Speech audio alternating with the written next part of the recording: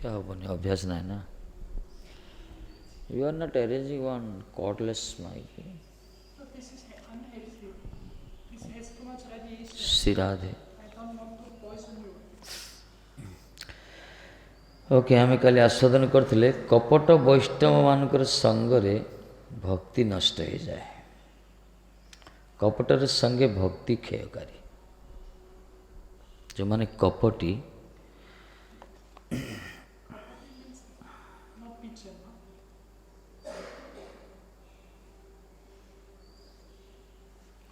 To please this person, no?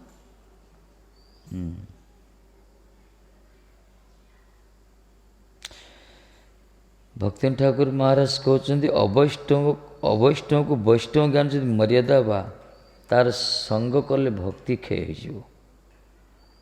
जो माने अवैष्णव से मान को जब वैष्णव ज्ञान रे मर्यादा दब वैष्णव बोली भाव संगलाप कर ताहले भक्ति नष्ट हो. तेणु वैष्णव चिन्हधारी बा वैष्णव अभिमानकारी मानक मध्य चिन्हिया दरकार मान किसी अच्छा खाली वैष्णव चिन्ह धारण करती कि वैष्णव सहित व्यवहार न थाए. आ किसी लोक अच्छा वैष्णव नामधारी अभिमान तांकर आम वैष्णव किंतु से प्रकार कौन सी संबंध ज्ञान अभाव एसब चिन्हिया दरकार.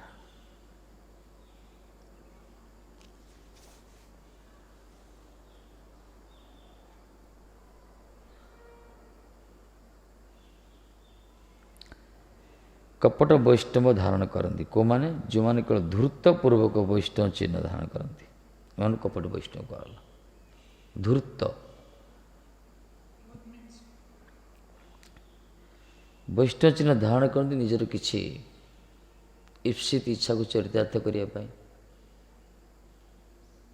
धूर्त कहला. कपट कपट वैष्णव. Someone putting tilak and wearing tulsi mala for getting some own happiness or something. And Dhrita means what? Dhurta means they are very clever.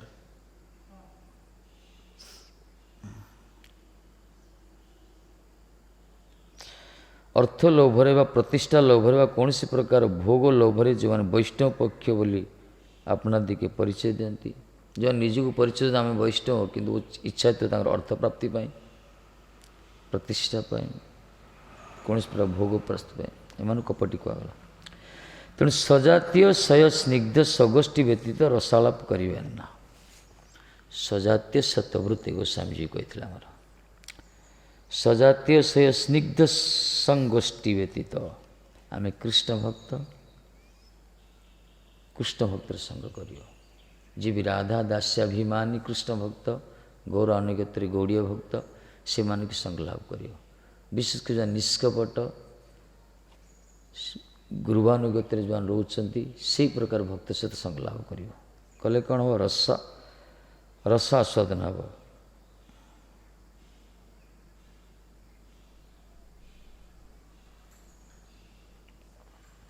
जो मैंने विजातीय होते स्निग्ध हो थे से सहित ये रस कथा के आस्वादन कर विशेषकर भगवान जो लीला कथा.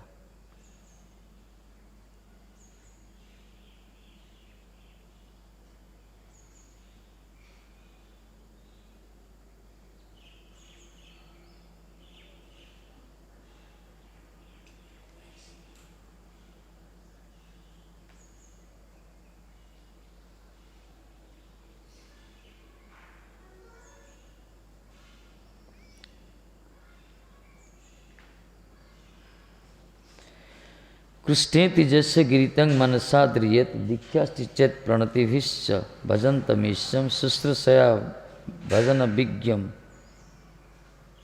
अनन्यमन्य निंदादिशून्य हृदय स्फीत संगलब्धा. उपदेशामृत कथा कहते गोस्वामी जी आमर कहते कुमान को सेवा करियो शुश्रूषया जो भजन विज्ञ कहगला भजन विज्ञ मान को सेवा करियो. भजन रे जो चतुर जो निंदादि शून्य हृदय जहाँ हृदय का प्रति निंदा ना अनिंदुक जो माने ସେମାନଙ୍କର ସଙ୍ଗ ଲାଭ କରିବ, ସେମାନଙ୍କୁ ସେବା କରିବ। ଯେଉଁମାନେ ଦୀକ୍ଷା ନେଇଛନ୍ତି ତାଙ୍କୁ ପ୍ରଣାମ କରିବ, ଯେଉଁମାନେ କୃଷ୍ଣ କୃଷ୍ଣ ଭଜନ କରି ତାଙ୍କ ମନରେ ସମ୍ମାନ କରିବ। ଏହି ପ୍ରକାର ବୈଷ୍ଣବ ସହିତ ବ୍ୟବହାର କରିବାକୁ କୁହାଗଲା। ସେବା କିନ୍ତୁ କରିବ, ସେମାନଙ୍କର ଗୋଟେ ଅଛି ମର୍ଯ୍ୟାଦା। ପୂର୍ବରୁ କହିଥିଲେ ସାଧାରଣ ବୈଷ୍ଣବମାନଙ୍କୁ ମର୍ଯ୍ୟାଦା ଦେବ, ସମ୍ମାନ ଦେବ ଜଷ୍ଟ, କିନ୍ତୁ ସେବା କରିବ କେଉଁମାନଙ୍କର?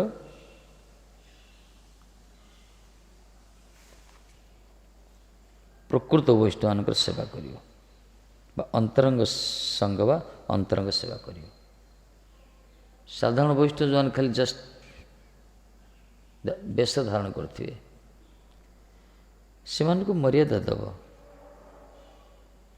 ତାଙ୍କୁ ସମ୍ମାନ ଦେବା ଦରକାର, ଯେହେତୁ ବୈଷ୍ଣବ ଚିହ୍ନ ଧାରଣ କରିବ। କିନ୍ତୁ ସେବା କରିବ, ଅନ୍ତରଙ୍ଗ ସଙ୍ଗ ଲାଭ କରି ଅନ୍ତରଙ୍ଗ ସେବା ସେଇ ବୈଷ୍ଣବମାନଙ୍କୁ ଯେଉଁମାନେ ପ୍ରକୃତ ବୈଷ୍ଣବ। ପ୍ରକୃତ ବୈଷ୍ଣବ ଯେଉଁମାନେ ସମ୍ପୂର୍ଣ୍ଣ ଶରଣାଗତ, ଏଇସବୁ ଯେଉଁ କୁହାଗଲା ନିନ୍ଦାଦି ଶୂନ୍ୟ ହୃଦମୀ ସ୍ଫୀତ ସଙ୍ଗଲବ୍ଧ।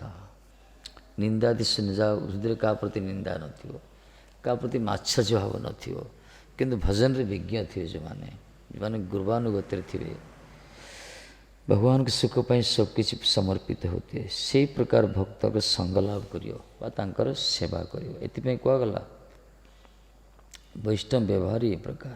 ସେବା ଗୋଟେ, ମର୍ଯ୍ୟାଦା ଗୋଟେ। ପ୍ରକୃତ ବୈଷ୍ଣବ ଯଦି ପ୍ରାପ୍ତ ହେବେ ତାଙ୍କ ସେ ଅନ୍ତରଙ୍ଗ ସଙ୍ଗ, ତାଙ୍କର ଅନ୍ତରଙ୍ଗ ସେବା। ସାଧାରଣ ବୈଷ୍ଣବମାନଙ୍କୁ ମର୍ଯ୍ୟାଦା ଦେବେ। This etiquette, Vaishnava etiquette. One should know about this.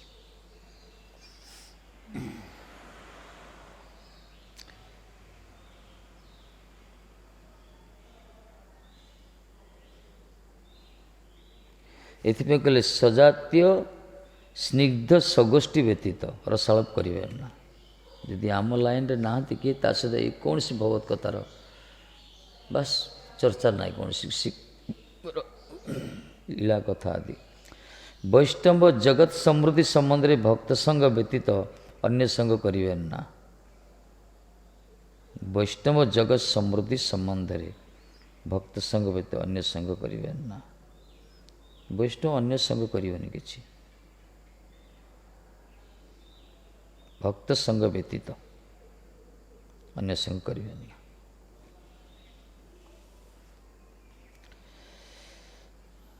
ସେଥିପାଇଁ କୁହାଗଲା ଅସତ୍ସଙ୍ଗ ତ୍ୟାଗ ବୈଷ୍ଣବ ଆଚାର।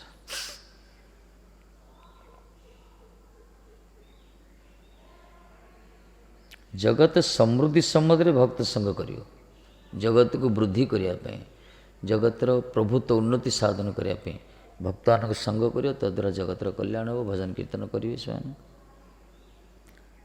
ଆଉ ଗୋଟେ କହିଲା ବିବାହିତ ସ୍ତ୍ରୀକେ ବୈଷ୍ଣବ ଧର୍ମରେ ଦୀକ୍ଷିତ କରିବା, ତାହାକେ ଯତଦୂର ପାରାଯାଏ ବୈଷ୍ଣବ ତତ୍ତ୍ୱ ଶିକ୍ଷା ଦେବେ। ଜଗତ ସମୃଦ୍ଧି ସମୟରେ ଭକ୍ତ ସଙ୍ଗ ବ୍ୟତୀତ, ଧରନ୍ତୁ ଗୋଟେ ପୁରୁଷ, ଗୋଟେ ସ୍ତ୍ରୀ, ଗୋଟେ ବୈଷ୍ଣବ, ଗୋଟେ ବୈଷ୍ଣବକୁ ବିବାହ ହେବା ଦରକାର। ବୈଷ୍ଣବ should marry one ବୈଷ୍ଣବୀ। ଯଦି ସ୍ତ୍ରୀ ଯଦି ଆଶ୍ରିତ ହେଇନଥାନ୍ତି, ତାହେଲେ ବିବାହିତ ସ୍ତ୍ରୀକୁ ବୈଷ୍ଣବ ଧର୍ମ ଦୀକ୍ଷିତ କରିବା ଦରକାର, ଆଉ ବୈଷ୍ଣବ ତତ୍ତ୍ୱ ଶିକ୍ଷା ଦେବା ଦରକାର। one should teach the Vaishnavism to her wife। ଦୀକ୍ଷିତ ବି କରିବା ଦରକାର, ପ୍ରମାଣିକ ସନ୍ଥ ପାଖକୁ ନେବା ଦରକାର ସ୍ତ୍ରୀକୁ। କାହିଁକିନା ସ୍ତ୍ରୀ ତ ରୋଷେଇ କରିବ ନା। ବୈଷ୍ଣବ ଜଣେ ହେଇଥିବ, ଭକ୍ତ ହେଇଥିବ, ହାଉ ହି କ୍ୟାନ୍ ଏଇଟା ପ୍ରୋବ୍ଲେମ୍। କାହିଁକିନା ବୈଷ୍ଣବ ହାତରୁ ହିଁ ଖାଇବା କଥା। ପ୍ରାମାଣିକ ସନ୍ଥ ପାଖରେ ଆଶ୍ରିତ ହେଲେ ସେମାନେ ଅନ୍ୟ ହାତରୁ ଖାଇପାରିବେନି, ଭଲେ ସେ ସ୍ତ୍ରୀ ହୁଅନ୍ତୁ, ଯିଏ ହୁଅନ୍ତୁ। ଏଥିପାଇଁ ସ୍ତ୍ରୀଙ୍କୁ ମଧ୍ୟ ବୈଷ୍ଣବ ଦୀକ୍ଷାରେ ଦୀକ୍ଷିତ କରିବା ଦରକାର। ଖାଲି ଦୀକ୍ଷିତ କଲେ ହେବନି, ତାକୁ ଶିକ୍ଷା ବି ଦରକାର, ବୈଷ୍ଣବ ତତ୍ତ୍ୱ ବିଷୟରେ ଜାଣିବା ଦରକାର, ନହେଲେ ଧକ୍କା ଖାଇଯିବ।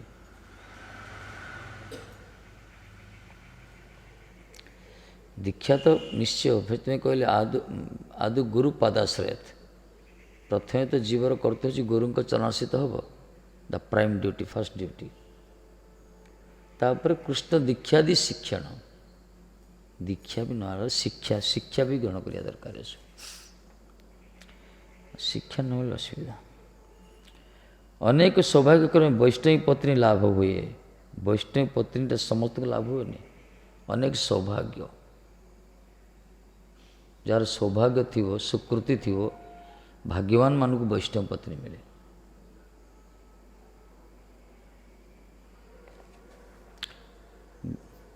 भक्त पत्नी मिलती हे से खोजुंट सब प्राय वैष्णव जन होता से तो अन्य स्त्री की तो विवाह करें खोजुंट कौटी कौटी भक्त होते भक्त झील गोटे दरकार बाहा कहीं जो शिक्षा दीक्षा जब से संस्कार होता ना सेटा भजन पर अनुकूल होता है।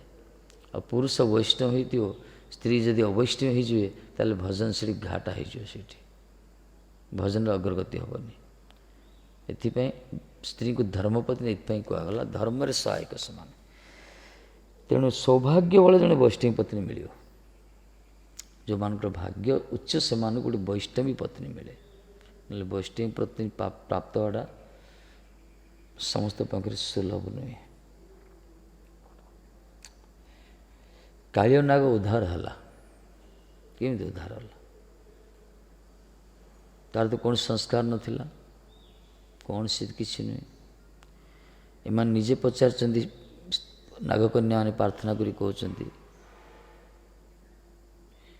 प्रभु आर को जन्मर कौन संस्कार थिला जो चरण कमल को लक्ष्मी प्रतीक्षा कर सेवा करने यदि वांछती ललना श्री कहगला लक्ष्मी स्वयं लक्ष्मी देवी जहाँ बांछना कर इच्छा कर जो चरण कमल को सेवा करने ये कालियर कौन को जन्म कि पुण्यकर्म करते ये ता मस्तक आपण चरण कमल को स्थापन कले ना तार मस्तक उपरे नृत्य कले निश्चित रूप से टीकाकार उत्तर दौरान ये हूँ ता स्त्री मानते वैष्णवी नागकन्या माने कृष्ण भक्त। तेणु स्त्री जदि वैष्णव होते ताल तारी संस्पर्श पुरुष मानक भी आत्मकल्याण हो जाए। तेणु कालिया नाग जिते दुख अपराध करथिले मध्य जेहेतु स्त्री मान तांकर भक्त थिले भगवान प्रति कृपा कले से। तेणु सौभाग्य क्रम वैष्णवी पत्नी लाभ होता है। वैष्णवी पत्नी सहकारे वैष्णव जगत समृद्ध कले आर बहिर्मुख प्रवृत्तिर आलोचना हुए ना। यदि वैष्णवी पत्नी प्राप्त हुए सेमानकर सहचर्य जदि वैष्णव जगत समृद्ध हम संतान जदि उत्पादन हम निश्चय से जन्म कौन शिक्षा दो सदाचार शिक्षा दो।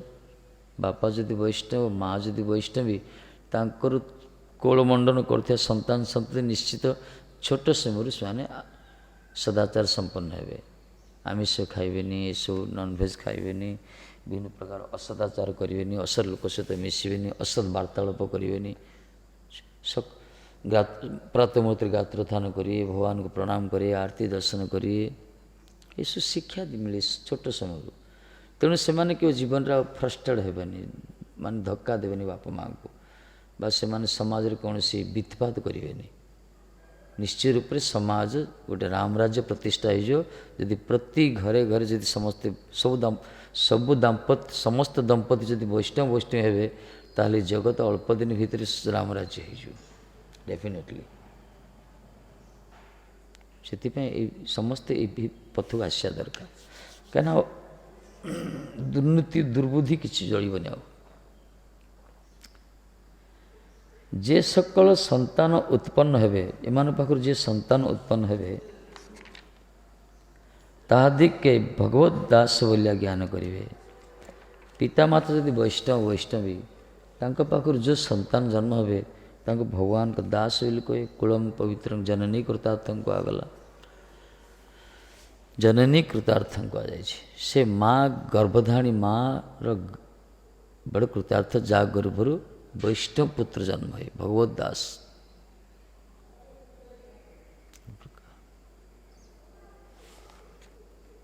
तेणु से भगवान कर दास बोली जानवे जो माने जन्म होचंती संतान जन्म होचंती भगवान का दास सुकृति नथिले जण आसीबनी पूर्वर किसी सुकृति जो थी बोले जड़े गोटे वैष्णव परिवार जन्म हो। तेणुक भक्ति ठाकुर कहले परा प्रभु तुम जब जन्म करने इच्छा अच्छी मत जन्म ए मरे इच्छा जदि तोर भक्त गृह जनी जन्म हो मोर बहिर्मुख ब्रह्मपद नाई मोर आस कीट जन्म हो पछे तोया दास कहले କହିଲେ କୀଟ ଜନ୍ମ ପଛେ ହଉ ପଛେ ତମର ଦାସ ହେଉ। ଯଦି ମୋତେ ଜନ୍ମ କରିବା ପାଇଁ ଇଚ୍ଛା ଅଛି ଆପଣଙ୍କର ପ୍ରଭୁ, ତାହେଲେ ଗୋଟେ ଭକ୍ତ ଘରେ ଜନ୍ମ ଦିଅ। ତେଣୁ ଭକ୍ତ ପରିବାରରେ ଜଣେ ଜନ୍ମ ହେଉଛନ୍ତି, ନିଶ୍ଚିତ ରୂପରେ ସେମାନଙ୍କ ପୂର୍ବ ଜନ୍ମର ସଂସ୍କାର ଅଛି, ପୂର୍ବ ଜନ୍ମର ଭଜନ ତାଙ୍କର ରହିଛି। କାରଣ ଛୋଟ ସମୟରୁ ସେମାନେ ସେ ଶିକ୍ଷା ଗ୍ରହଣ କଲେ।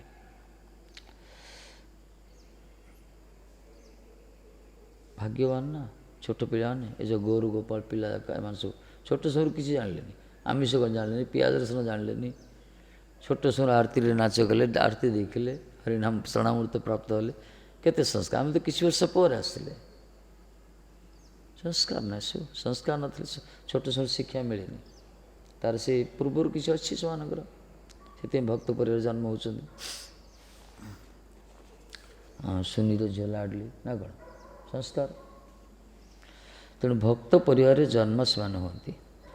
ଭଗବତ ଦାସ ସଂଖ୍ୟା ବୃଦ୍ଧି କରିବା ଆନନ୍ଦ ଲାଭ କରା ଉଚିତ। ତେଣୁ ଭଗବାନଙ୍କ ଦାସମାନଙ୍କ ସଂଖ୍ୟାକୁ ବୃଦ୍ଧି କରି ଆନନ୍ଦ ହେବା ଦରକାର। ସ୍ୱଗୋତ୍ରବର୍ଦ୍ଧକ କହିଲେ, ଗୋତ୍ରବର୍ଦ୍ଧନ ବୋଲି କହିଲେ, ଆମ ଗୋଷ୍ଠୀ ବଢ଼ିଗଲା।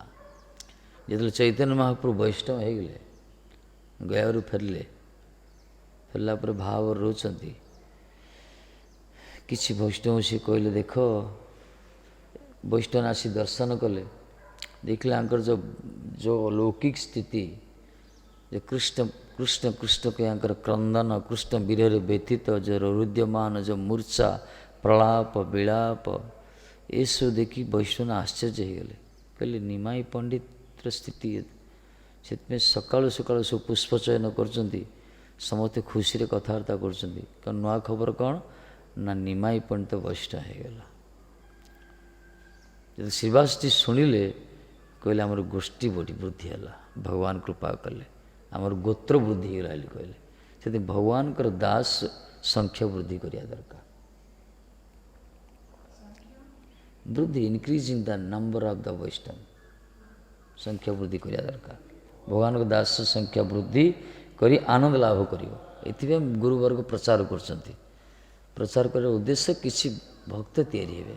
ଭକ୍ତମାନେ ଯଦି ହେବେ, ନିଶ୍ଚିତ ଜଗତର କଲ୍ୟାଣ ହେବ।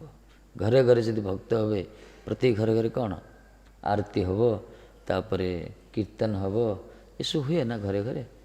ତେଣୁ ପ୍ରତି ଘରେ ଭକ୍ତ ସୃଷ୍ଟି ହେବା ଦରକାର। ଆଜ୍ଞା,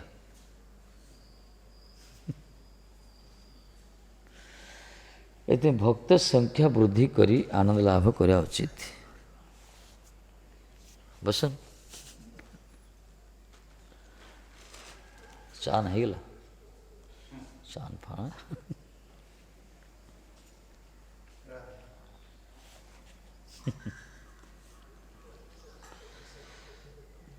ତେଣୁ ଭଗବତ ଦାସ ସଂଖ୍ୟା ବୃଦ୍ଧି କରି ଆନନ୍ଦ ଲାଭ କରା ଉଚିତ। বহির্মুখ সংসার ও বৈষ্ণব সংসার কেবলমাত্র একটি নিষ্ঠা ভেদ আছে, আকৃতি ভেদ নাই। বহির্মুখ ସଂସାର ଆଉ ବୈଷ୍ଣବ ସଂସାର, ଭକ୍ତ ପରିବାର ଅଭକ୍ତ ପରିବାର, ଏ ଭିତରେ ଆକୃତିରେ କୌଣସି ଭେଦ ନାହିଁ। ସେ ବି ଦେଖିବ ମଣିଷ, ଇଏ ବି ଦେଖିବ ମଣିଷ, କିନ୍ତୁ ନିଷ୍ଠାର ଭେଦ ଅଛି। ଜଣେ ବହିର୍ମୁଖ ଲୋକ, ତାର ନିଷ୍ଠା ନାହିଁ, ଆଚରଣ ନାହିଁ, ସେ ଭଜନ କୀର୍ତ୍ତନ ଭଗବତ ଆରାଧନା କରେନି। କିନ୍ତୁ ଜଣେ ବୈଷ୍ଣବ, ସେ ତାର ନିଷ୍ଠାଟା ରଖିଥାଏ। କର୍ମ ଗୋଟେ କରନ୍ତି, ଇଏ ବି କର୍ମ କରେ, ସେ ବି କର୍ମ କରେ। ଗୋଟେ ସଂସାରୀ ଲୋକ, ବହିର୍ମୁଖ ଲୋକ, ସେ ବି ଚାଷବାସ କରିବ, ଚାକିରି ବାକିରି କରିବ, ଦୋକାନ ବଜାର କରିବ। ଜଣେ ଭକ୍ତ ବି, ସେ ବି ଚାକିରି ବାକିରି କରେ, ଚାଷବାସ କରି ଦୋକାନ ବଜାର କରେ। ସେମ୍ କ୍ରିୟାଟା ଗୋଟେ, ଶରୀର ବି ଗୋଟେ ପ୍ରକାର, ଭେଦ ନାହିଁ। କିନ୍ତୁ ଦୁଇ ଜଣ ଭିତରେ ଭେଦ ହେଉଛି, ଜଣେ ଭଗବାନଙ୍କୁ ଚିନ୍ତନ କରି କରେ, ଭଗବାନ ପାଇଁ କରେ, ଆଉ ଜଣେ ନିଜ ପାଇଁ କରେ। এইটা তফাৎ, নিষ্ঠা ভেদ। ଓଡ଼ିଆ ତ ବୁଝୁଛ ନା? ଓଡ଼ିଆ ତ ବୁଝୁଛନ୍ତି, ଓଡ଼ିଶାର ଲୋକ। ପ୍ରଥମ ଥର ଓଡ଼ିଆ କଥା ହେଇଥିଲା ସେ ମାଟିରେ ନା କ'ଣ? ତେଣୁ ବହିର୍ମୁଖ ସଂସାର ଓ ବୈଷ୍ଣବ ସଂସାରରେ କେବଳ ମାତ୍ର একটি নিষ্ঠা ভেদ আছে, আকৃতি ভেদ। আকୃତିରେ ଭେଦ ନାହିଁ, আকୃତିରେ ଦେଖିବା ପାଇଁ ସେମ୍, କିନ୍ତୁ ପ୍ରକୃତିରେ ଭେଦ, ନିଷ୍ଠାର ଭେଦ ଅଛି। ଧର୍ମ, ଜଣେ ଧର୍ମ ପଥରେ ଚାଲେ ଆଧ୍ୟାତ୍ମିକ ଭାବରେ, ଆଉ ଜଣେ ଧର୍ମ ବିଚାର ନାହିଁ ତାର। ବହିର୍ମୁଖ ବ୍ୟକ୍ତିର ବିବାହ କରେ ଅର୍ଥ ସଂଗ୍ରହ କରେ, ଗୃହ ନିର୍ମାଣ କରେ, ନ୍ୟାୟର ନାମ କରିବା ସମସ୍ତ କାର୍ଯ୍ୟ କରେ ଏବଂ ସନ୍ତାନାଦି ଉତ୍ପାଦନ କରେ, କିନ୍ତୁ ତାହା ଦ୍ୱାରା ନିଷ୍ଠା ଏଇ ଯେ ସେ ସମସ୍ତ କାର୍ଯ୍ୟ ଦ୍ୱାରା ତାହାର ଜଗତରେ ସୁଖ ବୃଦ୍ଧି କରିବେ ବା ଜଗତ ଅନ୍ତର୍ଗତ ନିଜର ସୁଖ ଲାଭ କରିବ। କିନ୍ତୁ ବୈଷ୍ଣବଗଣ ସେହି ସମସ୍ତ କାର୍ଯ୍ୟ ତାହା ଦିଗରେ ନ୍ୟାୟ ଅନୁଷ୍ଠାନ କରିବା ଓ ସେହି ସବୁ କାର୍ଯ୍ୟ ଫଳ ଆତ୍ମସାତ କରେন ନା, ଭଗବାନର ଦାସ ବୋଲିଆ କରିଆ থাকে। এইটা ହିଁ ତଫାତ। ବୈଷ୍ଣବ ବି ବିବାହ କରେ, ବହିର୍ମୁଖ ଲୋକ ବି ବିବାହ କରେ। ଏ ବି ଘର ତିଆରି କରିବ, ସେ ବି ଘର ତିଆରି କରିବ। ଏ ବି ଅର୍ଥ ସଂଗ୍ରହ କରୁଛି, ସେ ବି ଅର୍ଥ ସଂଗ୍ରହ କରୁଛି। ଏ ବି ସନ୍ତାନ ଉତ୍ପାଦନ କରୁଛି, ସେ ବି ସନ୍ତାନ ଉତ୍ପାଦନ କରୁଛି। କିନ୍ତୁ କୃଷ୍ଣ ବହିର୍ମୁଖ ଲୋକ, ସେ ଯାହା ବି ତାର ଶରୀର ଦ୍ୱାରା କର୍ମ କରୁଛି, ମନ ବାଣୀ ଶରୀର ଦ୍ୱାରା, ସେ ତାର ନିଜ ପାଇଁ କରୁଛି, ନିଜ ପରିବାର ପାଇଁ କରୁଛି। କିନ୍ତୁ ଜଣେ ଭଗବାନଙ୍କର ଭକ୍ତ ସେଇ ସବୁ ଯେ ସେ କର୍ମ କରେ, ସେ ତାର ଆତ୍ମକଲ୍ୟାଣ ପାଇଁ କରୁଛି, ଜଗତର କଲ୍ୟାଣ ପାଇଁ କରୁଛି, ଜଣେ ଭଗବାନ ପାଇଁ କରୁଛି। ଜଣେ ଘରର ମାଲିକ ବୋଲି ଭାବି ସେବା କାମ କରୁଛି, ଆଉ ଜଣେ ଭଗବାନଙ୍କର ସେବକ ବୋଲି ଭାବି କାମ କରୁଛି। ଏଇଟା ହିଁ ତଫାତ। ଜଣେ ବୈଷ୍ଣବ ଭଗବାନଙ୍କର ଦାସ ବୋଲି ଭାବିବ, ସେ ମାଲିକ ଭାବିବନି, କୃଷ୍ଣର ସଂସାର ବୋଲି ଭାବିବ। କୃଷ୍ଣର ସଂସାର କର ଛାଡ଼ି ଅନାଚାର। ତେଣୁ ବୈଷ୍ଣବମାନେ ବି ସେ ସବୁ କାର୍ଯ୍ୟ କରୁଛନ୍ତି, କିନ୍ତୁ ଫଳକୁ ସେମାନେ ଆଶା କରନ୍ତିନି, ଫଳକୁ ଗ୍ରହଣ କରନ୍ତିନି। ସେମାନେ କ'ଣ କରନ୍ତି, ଏଥିପାଇଁ କହିଲେ ଭଗବାନ ଏ ଯେଉଁ ଗୀତା ଶ୍ଲୋକ ଉଠେଇଛନ୍ତି ନା, ଯତ୍ ଇଜ୍ଜତ କର ସେ ଯଶ୍ନା ଶ୍ଲୋକ ଉଠେଇଛନ୍ତି। ଭକ୍ତମାନେ ଯାହା କରନ୍ତି କେବଳ ଭଗବାନଙ୍କ ପ୍ରସନ୍ନତା ପାଇଁ କରନ୍ତି। ସେମାନଙ୍କ ସବୁବେଳେ ଗୋଟେ ଅଭିମାନ ଥାଏ, ମୁଁ କୃଷ୍ଣ ଦାସ୍ୟ ଅଭିମାନ, କୃଷ୍ଣଙ୍କର ଦାସ ବୋଲି ସେମାନେ ଭାବନ୍ତି। ଏଥିପାଇଁ ଏମାନେ ଭକ୍ତମାନେ ଯାହା ଭୋଜନ କରନ୍ତି, ଭଗବାନଙ୍କୁ ଅର୍ପଣ କରି ଭୋଜନ କରନ୍ତି। ଯାହା ବି କରନ୍ତି ଠାକୁରଜୀଙ୍କ ପାଇଁ କରନ୍ତି। ପ୍ରଥମେ ଭଗବାନଙ୍କ ସେବା କରନ୍ତି ସକାଳୁ ସକାଳୁ, ତାପରେ ନିଜର କାର୍ଯ୍ୟ ସବୁ କରନ୍ତି। ଗୌଣ ହେଉଛି ବାହ୍ୟ କାର୍ଯ୍ୟ, ମୁଖ୍ୟ ହେଉଛି ଭଗବତ ଆରାଧନା। କିନ୍ତୁ ସଂସାର ଲୋକମାନେ କେତେ ତ ଭଗବାନଙ୍କ ପୂଜା ଆରାଧନା କରନ୍ତିନି। ଯେଉଁମାନେ କରୁଛନ୍ତି ପ୍ରଥମେ ନିଜର ସବୁ କାମ ସାରିବେ, ତାପରେ ମନ୍ଦିରଟା ଯାଇ ଖୋଲିବେ, ଠାକୁର ପାଖକୁ ଯିବେ। ତା ଦେହରେ ସିଷ୍ଟମ୍ ଏରକମ, ସେଇଟା ସିନା ପ୍ରଥମ ହେଉଛି ଏଥିପାଇଁ ମଙ୍ଗଳ ଆରତୀ ସକାଳୁ ସକାଳୁ କରାଗଲା। ପ୍ରଥମେ ଉଠିବ, ଗାତ୍ରୋତ୍ଥାନ କରିବ, ସ୍ନାନ ଶୌଚାଦି ହେଇ ଠାକୁରଜୀଙ୍କୁ ପହଡ଼ ଖୋଲିବ। ଏଇଟା ଭକ୍ତ ପରିବାରର ଲକ୍ଷଣ। ଇଏ କିନ୍ତୁ ଅଭକ୍ତ ପରିବାର ସେମାନେ ଭଗବାନ ଆରାଧନା କରନ୍ତିନି। କିନ୍ତୁ ଯେଉଁମାନେ ବୈଷ୍ଣବ ମାର୍ଗକୁ ଆସୁନାହାନ୍ତି, ସେମାନେ ଶିକ୍ଷା ଲାଭ କରୁନାହାନ୍ତି, ସେମାନେ ସବୁ ସରିବ, ରାତି 9ଟା ପରେ 10ଟା ପରେ ଖୋଲିବେ, ନିଜ କାମ କରିବେ। 4ଟା କେତେ ବ୍ରାହ୍ମଣ ଲଗେଇ ଦେଇଥିବେ, ଏହା କୌଣସି ସମ୍ବନ୍ଧ ନାହିଁ ତାଙ୍କର, କୌଣସି ଭଗବାନଙ୍କ ସହିତ ସମ୍ବନ୍ଧ ନାହିଁ। ତେଣୁ କର୍ମକାଣ୍ଡୀ ଧାରାରେ ଈଶ୍ୱର ଉପାସନାକୁ ଭକ୍ତି ବୋଲି କହିନାହାନ୍ତି। ସ୍ମାର୍ତ ମତରେ କର୍ମକାଣ୍ଡୀ ଧାରାରେ ଯେଉଁ ଘରେ ଘରେ ଈଶ୍ୱର ଉପାସନା ପୂଜା କରୁଛନ୍ତି, ତାକୁ ଭକ୍ତି କହିନାହାନ୍ତି, ଭକ୍ତି ମନା କରୁଛନ୍ତି। ଏ ଭକ୍ତି ନାହିଁ। ପ୍ରାମାଣିକ ସନ୍ଥ ପାଖରେ ଆଶ୍ରିତ ହେଇଥିବ, ସଦ୍ଗୁରୁ ଆଶ୍ରିତ ହେଇଥିବ, ମହାତ୍ମାଙ୍କର ଆଦେଶରେ ଯେଉଁମାନେ ଭଗବାନଙ୍କର ଭଜନ ପୂଜନ କରୁଛନ୍ତି, ସେଟାକୁ ଭକ୍ତି କୁହାଗଲା। ଏମାନେ ମନମୁଖୀ ନିଜେ ନିଜେ କରୁଛନ୍ତି ସବୁ ପୂଜା ପାଠ, ଏଇଟା ଠିକ୍ ନୁହେଁ। ଏଇଟା all other processes like karma, jnana and yoga, only if you mix little bhakti, then it will give fruit. No? Means this ভক্তি বিনা কোনো কার্য দিতে না রে ফল। ভক্তি বিনা কোনো কার্য দিতে না রে ফল। ভক্তি বিনা, except bhakti, devotion, no, there is no fruits in other process. they are mixing little bhakti in the other right, but the goal is another. The Goal is not for pleasing Lord, so it is not. ତେଣୁ ତାଙ୍କର ଇଚ୍ଛାକୁ ପୂର୍ଣ୍ଣ କରୁଛନ୍ତି ସେମାନେ, କର୍ମ ବି କରୁଛନ୍ତି, ଟିକେ ଈଶ୍ୱର ଉପାସନା କରୁଛନ୍ତି, ଫଳ ଟିକେ ମିଳୁଛି କର୍ମର।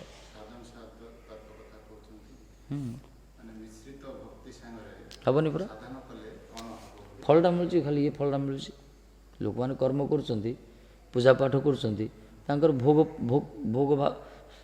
ଭୋକ୍ତ ବସ୍ତୁ ମିଳୁଛି। ଶୁଦ୍ଧ ଭକ୍ତି, ତାକୁ ଶୁଦ୍ଧ ଭକ୍ତି କୁହାଯାଏନି। ସେଥିପାଇଁ କୁହାଗଲା ପରା, ଈଶ୍ୱର ଉପାସନା ଯେ ଘରେ ଘରେ କରୁଛନ୍ତି, ତାକୁ ଶୁଦ୍ଧ ଭକ୍ତି କୁହାଯାଏନି, ସେ ମିଶ୍ର ହେଇଗଲା। ଜ୍ଞାନ ବି ସେ ପ୍ରକାର। ଆଉ ତାରି ଦ୍ୱାରା ହିଁ ଧୀରେ ଧୀରେ ଉନ୍ନତି ହେବ, ପାହାଚ ପାହାଚ, ଷ୍ଟେପ୍ ବାଇ ଷ୍ଟେପ୍। ସମ୍ପୂର୍ଣ୍ଣ ଜଣେ ସଂସାର ଭିତରେ ଡୁବିବା ଅପେକ୍ଷା ଅନ୍ତତଃ କିଛି ଗୋଟେ ଭଜନ କୀର୍ତ୍ତନ କରିକି, ଈଶ୍ୱର ଉପାସନା କରିକିରି ମିଶ୍ର ଭକ୍ତି ହଉ, ଜ୍ଞାନ ବଢ଼ିଲା ଚାଲିଲା ଗାଡ଼ି।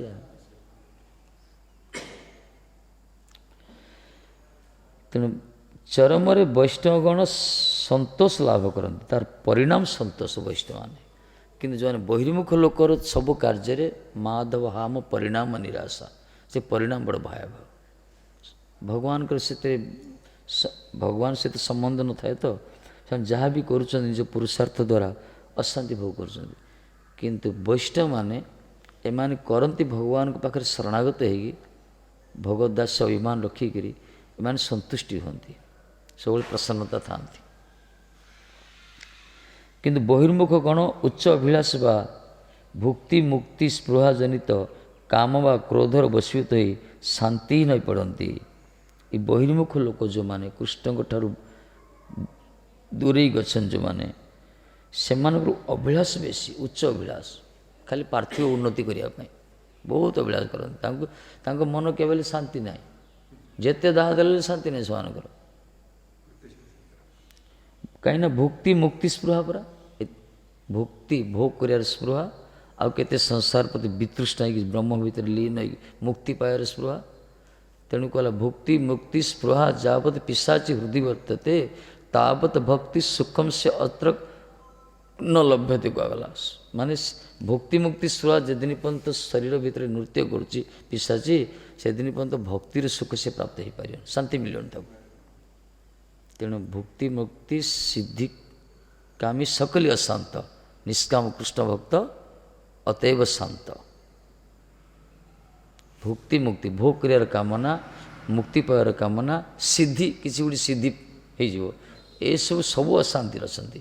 ଏକମାତ୍ର ନିଷ୍କପଟ ଭାବରେ ଯେଉଁମାନେ ଭଗବାନଙ୍କ ପ୍ରସନ୍ନତା ପାଇଁ ନିଜର କର୍ତ୍ତବ୍ୟ କର୍ମ କରୁଛନ୍ତି ଭଗବାନଙ୍କ ସେବାରେ, ସେମାନେ ବଡ଼ ଶାନ୍ତି ଥାନ୍ତି।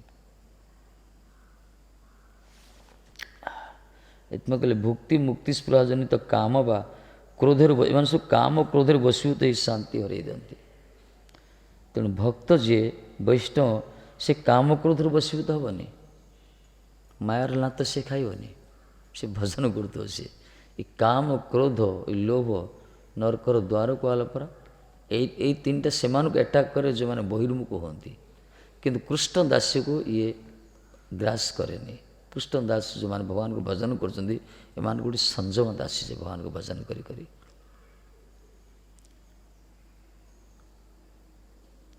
ବୈଷ୍ଣବ ଭକ୍ତଗଣ ବୈଷ୍ଣବ ସଂସାରର ପତନ କରିବା, ଏ ବୈଧ ଭକ୍ତଗଣ ବୈଷ୍ଣବ ସଂସାର ପତନ କରିବା ତଦ୍ୱାରା ଭକ୍ତି ଆଲୋଚନା ସମୃଦ୍ଧି କରିବାର ମାନସେ ତାହାର ଉନ୍ନତି ସାଧନ କରନ୍ତି। ଏ ବୈଧ ଭକ୍ତମାନେ ଧୀରେ ଧୀରେ ଧୀରେ ଧୀରେ କ'ଣ କରନ୍ତି, ଭକ୍ତି ଆଲୋଚନା ସମୃଦ୍ଧି କରିବା ମାନସରେ ଉନ୍ନତି ସାଧନ କରନ୍ତି। ଏମାନେ ବିଧି ମାର୍ଗରେ ଯେଉଁ ଭକ୍ତମାନେ ସବୁ ରହିଛନ୍ତି ଏମାନଙ୍କ ଧୀରେ ଧୀରେ ଧୀରେ ଧୀରେ ଭକ୍ତି ଆଲୋଚନା କରି କରି ଉନ୍ନତି କରନ୍ତି। ଏମାନେ ଧୀରେ ଧୀରେ ତାଙ୍କର ପାହାଚ ପାହାଚ ଯାଆନ୍ତି ଉର୍ଦ୍ଧ୍ୱକୁ। ସର୍ବଜୀବର ପ୍ରତି ଦୟା ବୈଷ୍ଣବମାନଙ୍କର একটি ପ୍ରଧାନ ଭୂଷଣ। ବୈଷ୍ଣବମାନଙ୍କର ଗୋଟେ ପ୍ରଧାନ ଲକ୍ଷଣ ହେଲା ଭୂଷଣ ଅଳଙ୍କାର, ସବୁ ଜୀବ ପ୍ରତି ଦୟା କରିବେ। ଏଥିପାଇଁ ମହାପ୍ରଭୁ କହିଲେ ଜୀବେ ଦୟା ନାମ ରୁଚି ସର୍ବଧର୍ମ ସାର। ସର୍ବଧର୍ମ ସାର ଜୀବେ ଦୟା ନାମ ରୁଚି, କୃଷ୍ଣର ସଂସାର କର ଛାଡ଼ି ଅନାଚାର। ଜୀବେ ଦୟା ନାମ ରୁଚି ସର୍ବଧର୍ମ ସାର। ପ୍ରତି ଜୀବ ପ୍ରତି ଦୟା କରିବ, କିନ୍ତୁ ଦୟା କି ପ୍ରକାର? ଅମନ୍ଦ ଉଦୟ ଦୟା, ମନ୍ଦ ଦୟା ଦୟା ନାହିଁ। ମଦ ଭିକାରୀଟା ମଦ ଖାଉଥିବ, ତାର କିଛି ନେଲେ ତାକୁ ଟଙ୍କାଟି ଦେବା, ପଇସା ଦେଲେ ସେ ମଦ ହିଁ ଖାଇବ, ସିଏ ତାକୁ ଦୟା କୁହାଗଲାନି। ଅମନ୍ଦ ଉଦୟ ଦୟା, ସିଏ ଯେମିତି ତାର ଜନ୍ମ ଜନ୍ମାନ୍ତର ଦୁଃଖକୁ ନିବୃତ୍ତି କରିପାରିବ ସେଇ ମାର୍ଗ, ମାନେ ଭକ୍ତି ମାର୍ଗକୁ ନେଇ ଆସିବା ଦରକାର। ତାକୁ କୃଷ୍ଣ ଚେତନାରେ ଉଦ୍ବୋଧ କରିବା ଦରକାର। ତାର ଯେଉଁ ଦୁର୍ବୁଦ୍ଧି ଅଛି, ଦୁଷ୍ପ୍ରବୃତ୍ତି ଅଛି, ତାକୁ ତ୍ୟାଗ କରିବା, ଛଡ଼େଇବା ଦରକାର। ଆମିଷ ଛଡ଼େଇବା ଦରକାର, ନିଶା ପାଣି ଛଡ଼େଇବା ଦରକାର, ତାକୁ ଭଗବାନଙ୍କର ଭଜନର ମାର୍ଗକୁ ନେଇ ଆସିବା ଦରକାର। ଏଇ ଦୟା ବୈଷ୍ଣବମାନେ କରନ୍ତି। ଏଥିପାଇଁ ଏମାନଙ୍କର କୀର୍ତ୍ତନ, ଏମାନଙ୍କର କଥା, ଏମାନଙ୍କର ପ୍ରସାଦ ଉତ୍ସବ ମହୋତ୍ସବକୁ ଲୋକଙ୍କୁ ଡାକି ପ୍ରସାଦ ଦିଅନ୍ତି ଜଗତର କଲ୍ୟାଣ ହେବା ପାଇଁ। ଏସବୁ ସେମାନେ ସବୁ ବ୍ୟବସ୍ଥା କରନ୍ତି। ବୈଷ୍ଣବମାନେ କେବଳ ଜଗତର ଉନ୍ନତି ସାଧନ କରନ୍ତି। ସବୁ ଜୀବକୁ ପ୍ରତି ସର୍ବଜୀବର ପ୍ରତି ଲିଟିଲ ଦୟା ବୈଷ୍ଣବ ଦିଗରେ একটি ପ୍ରଧାନ ଭୂଷଣ। ଅତ୍ୟନ୍ତ ବ୍ୟାକୁଳତାର ସହିତ ବୈଷ୍ଣବଗଣ ସକଳ ଜୀବକେ ବୈଷ୍ଣବ କରିବାର ନାନାବିଧ ଉପାୟ ସୂଚନ କରନ୍ତି। ବା ये जिते महाभागत जो मैंने पूर्वस्वरी आज परम वैष्णव मैंने एमाने कौन करती व्याकुलतार सहित केमती संसारबद्ध जीव मैंने हरिभजन करतु चेष्टा करती गुरुवर्ग जी चेष्टा करते आम करें कि केते कष्ट पड़ुंट उद्देश्य एमाने जानती महत्तर स्वभाव तारिते पामर निज कार्य नाई जान तबु पर घर ये महत पुरुष माने स्थान स्थान बुली बुली विचरण करी लोक मानकु भक्ति मार्ग उन्मुखी कराती कहीं से जानती भजन मार्ग ही शांति अच्छी संसार अविद्वान अविवेकी पुरुष माने ये पार्थिव वस्तु प्रति प्रलुब्ध होई से माने इंद्रिय सुखटा बेसी बहुमानन करुँच कि नरकाभिमुखी होती से उद्धार करने शांति संधान देवाई मार्ग देखापी वैष्णव जाती से प्रचार प्रसार करती एथि व्याकुलता भाव अत्यंत व्याकुलतार सहित वैष्णव ने सबु जीव को वैष्णव करने चेष्टा करती सबु जीव को वैष्णव से अंत्यज हूँ बा वर्णाश्रम धर्म हूँ जी भी हूँ समस्त को से वैष्णव करने चेष्टा करती कहीं थे वैष्णव दीक्षार दीक्षित हो गले तार कल्याण स्वत चलो कल्याण मार्ग उन्मुक्त होगा ये मैंने विभिन्न उपाय करती उपाय अवलंबन करती स्वामी महाराज जो गले विदेश गले प्रचार कले प्रभुपाद जो इस्कन प्रभुपाद से सब मिठा तैयारी कले मिठार ना जा रखले सब अलग प्रकार ये आम तो कौच रसगुल्ला गुलाबजाम से रखले से ना दे क्या कहले गोविंद भोग क्या कहले गोपाल लड्डू क्या कहले पटाटो गौरांग पूरी फूरी सब ना सब देले कहीं उच्चारण हो सेमानकर भगवान नाम उच्चारण करना अंततः पटाटो गौरांग पूरी तैयारी कले कहले potato Gaurang Now in ISKCON some devotees they have another opposite name. They have Rasagula Mataji. ना प्रभुपाद वैष्णव जो चेष्टा कर देखु अभिनव उपाय सब कर उपाय हूँ जेन केन तेन प्रकार जो भाव जीव आसी कृष्ण नाम करू एपाई रसगुल्ला कहले से रसगुल्ला कहबे से कौन कहे गोटे गोविंद दियो गोविंद 1 किलो गोविंद भोग गोविंद ना तो उच्चारण कला गोपाल 2 किलो गोपाल नाम तो उच्चारण कला यही भाव में उच्चारण कराला छुआ मन जन्म कल भगवान का नाम दिगला नाम तो डाक पिला सन्तान मानकर तेणु वैष्णव ने उपाय करती लोक मान उद्धार करने विभिन्न प्रकार उपाय कर मठ मंदिर तैयारी कर विभिन्न प्रकार स्टिकर विभिन्न प्रकार बही छपाउं प्राय चेष्टा कर जगत को उद्धार करने यही वैष्णव मानकर क्रिया जगत को लोक मान उद्धार करती विविध उपाय अवलंबन करती जीवर परस्पर संबंध योजनी वृत्ति विषय भेद 4 प्रकार है प्रेम मैत्री कृपा अपेक्षा ये मध्यम भक्तर जो वर्णना करागला प्रेम मैत्री कृपा अपेक्षा जो करती स मध्यमा ईश्वरे तदधीनेशु बालिशेषु दिशस्सु च प्रेम मैत्री कृपा अपेक्षा जो करती स मध्यम माने ईश्वर प्रति प्रेम करियो तद अधीनेशु ईश्वर का अधीन कर भक्त मैत्री करियो प्रेमा मैत्री ईश्वर तदधीनेशु बालिशेषु जो माने बालिश माने जो माने अज्ञान अविवेकी तांको कृपा करियो प्रेमा मैत्री कृपा दिशस्सु जो देश विदेश करछन्ती पाखंडी नास्तिक से उपेक्षा करियो तांको कहबनी भगवत तत्व कथा यही हूँ परम वैष्णव मान लक्षण एमाने यही प्रकार भगवान को प्रीति करती भगवान प्रति प्रेम भक्तवान प्रति मित्रता भाव आ संसारी बद्ध जीव मान प्रति दया भाव आ विदेशी मान प्रति पाखंडी मान प्रति उपेक्षा भाव यही प्रकार कर जगतर कल्याण साधन कर परम वैष्णव माने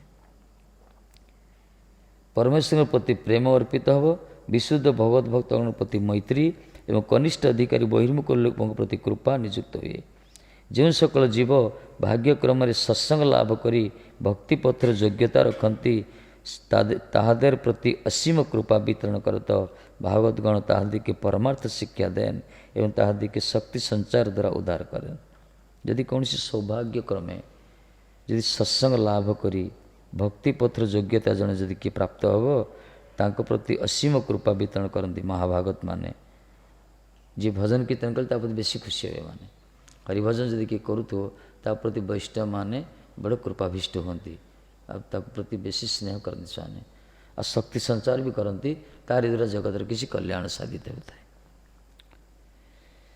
शक्ति एथिपाई अनेक गुली दुर्भाग्य लोक जत्किंचित खंड तर्केर बोले कोनो प्रकार ही आत्म उन्नति स्वीकार करना किसी दुर्भाग्य लोक अच्छा जो खाली तर्क करती तर्क वितर्क जुक्ति वितंडा से आत्मकल्याण पर रास्ता खोजती बरं बुद्धिटा प्रयोग करती विभिन्न प्रकार सन्देह करती आत्मार उन्नति करती सेमानकर संबंध में उपेक्षा से सब लोक उपेक्षा करे रिजेक्ट करिया दरकार प्रतिपजन आसीते ना देव राखियो बाड़ेर पारे